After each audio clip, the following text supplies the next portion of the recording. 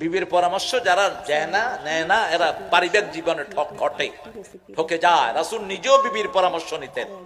যেমন সফরে রোজা ভাঙা, রাসূলকে যখন আল্লাহ নির্দেশ দিলেন, ইন কুনতুম মারিদান আও আলা সাফারিন ফাইদ্দাতুম মিন আইয়ামিন উখর ওয়া আলাল্লাযিনা ইউতিকুনাহু ফিদিয়াতু তুআমু মিসকিন। আল্লাহ বললেন, তোমরা রোজা রাখো, তবে যদি কেউ সফরে থাকে, if you are travelling to somewhere else, if you are ill, তুমি অসুস্থ, তাহলে তুমি রোজা ভাঙতে পারো। রাসূল সফরে গেলেন, সাহাবায়ে কিরামকে বললেন, এই রোজা ভাঙো, একজন রোজা ভাঙেন নাই।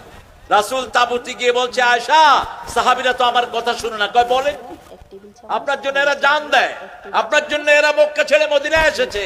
কয়, দেখো আমি বলছি আল্লাহ নির্দেশ দিয়েছেন রোজা ভাঙো, কেউ রোজা ভাঙছে না। মা আয়েশা একটু চিন্তা করে বললেন, আপনি মুখে খেজুর দিয়ে বের হন, আপনি মুখে খেজুর দেন, খেজুর খাইতে খেতে বাইর হন। উম্মে সালমা রাদিয়াল্লাহু আনহা কি নেককারিনী, তখন রাসূল সাল্লাল্লাহু আলাইহি ওয়াসাল্লাম মুখে খেজুর দিয়ে বের হলেন। সাহাবায়ে কেরাম দেখতেন, কি ব্যাপার, রাসূলের মুখ লড়ছে, এই দেখ দেখ, এই যে রাসূল কি যেন খাচ্ছে, চল আমরাও খাই। সুবহানাল্লাহ, আরো আস্তে কর। পরামর্শটা কার? বিবির নিলেন যিনি, উনিকে